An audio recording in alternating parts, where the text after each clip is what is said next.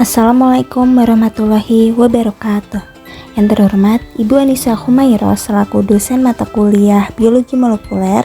Di sini saya Erlingga Amalia dengan NIM 2211-2010-27 akan memaparkan materi mengenai regulasi ekspresi gen dari protein Caspase-3. Lalu, apa itu regulasi ekspresi gen? Regulasi ekspresi gen adalah proses yang kompleks dan dinamis yang melibatkan banyak mekanisme pada tingkat transkripsi, translasi, dan modifikasi pasca translasi.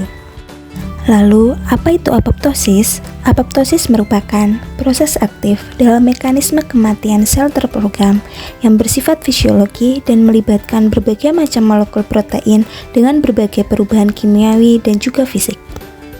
Jalur apoptosis itu sendiri terdiri dari dua, yaitu jalur mitokondria atau jalur intrinsik dan jalur reseptor kematian atau jalur ekstrinsik.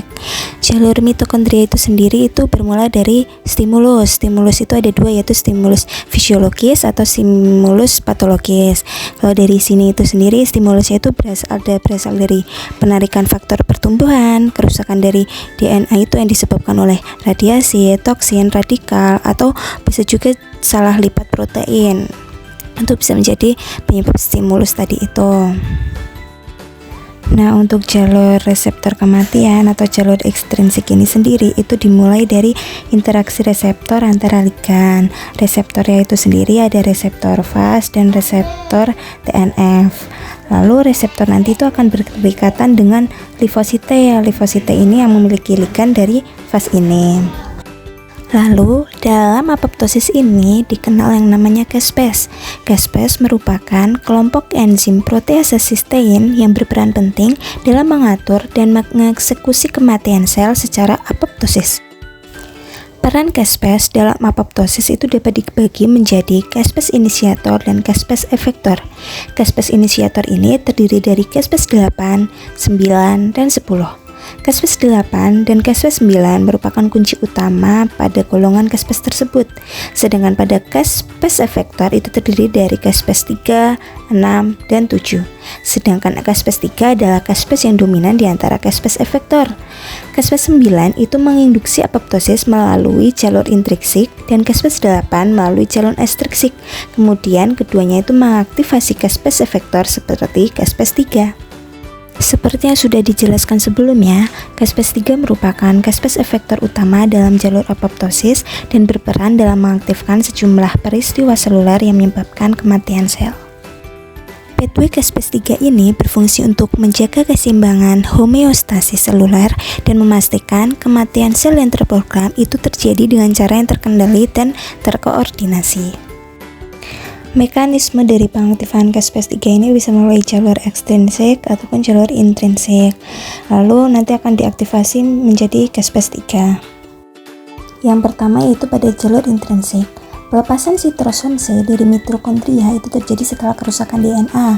Sitrosom C itu akan membentuk kompleks apoptosom bersama protein-protein seperti APAP1 dan pro-caspase 9. Aktivasi dari caspase 3 itu menginduksi pelepasan enzim endenuklease, kadaverin, dan faktor apoptosis inducing atau AIF dari mitokondria. Kedua tersebut itu berkontribusi pada pemecahan DNA dan degenerasi inti sel. Lalu apoptosom akan mengaktifasi caspase 9 yang selanjutnya mengaktifkan caspase 3 melalui pemotongan atau aktivasi. Pada jalur ekstrinsik, itu kompleks DISC yang terbentuk itu mengaktifkan caspase 8. Lalu caspase 8 itu mengaktifkan caspase 3 melalui pemotongan atau aktivasi langsung tadi dan nantinya akan terjadi apoptosis. Seperti yang sudah dijelaskan sebelumnya bahwa caspase 3 ini tuh diaktifasi melalui pemotongan oleh caspase 8 yaitu di jalur ekstrinsik dan caspase 9 yaitu di jalur intrinsik. Aktivasi caspase 3 itu merupakan titik kunci dalam jalur apoptosis karena caspase 3 adalah caspase efektor utama yang berperan dalam penghancuran struktur seluler. Aktivasi caspase 3 itu menyebabkan penghancuran sitoskeleton dan protein seluler serta mengaktifasi enzim-enzim yang menghancurkan struktur sel. Proses ini membentuk badan apoptotik yang kemudian diakuisisi oleh sel fagosit. Lalu ada proses transkripsi caspase 3. Proses transkripsi caspase 3 ini ada beberapa tahapan. Yang pertama itu ada pengenalan promotor, yaitu transkripsi dimulai ketika enzim RNA polimerase itu mengenali dan berikatan dengan wilayah promotor pada DNA yang berdekatan dengan gen caspase 3. Promotor ini berfungsi sebagai sinyal awal untuk mulai proses transkripsi. Yang kedua yaitu ada inisiasi transkripsi. RNA polimerase itu membuka untai DNA di lokasi promotor dan memulai sintesis RNA yang bersifat komplementer terhadap untai DNA tertentu. Molekul RNA yang dihasilkan itu disebut pre-mRNA. Lalu ada elongasi transkripsi. RNA polimerase itu bergerak sepanjang untai DNA, membaca urutan nukleotida pada untai cetakan dan menambahkan nukleotida ke rantai RNA yang baru terbentuk. Proses ini dikenal sebagai elongasi transkripsi.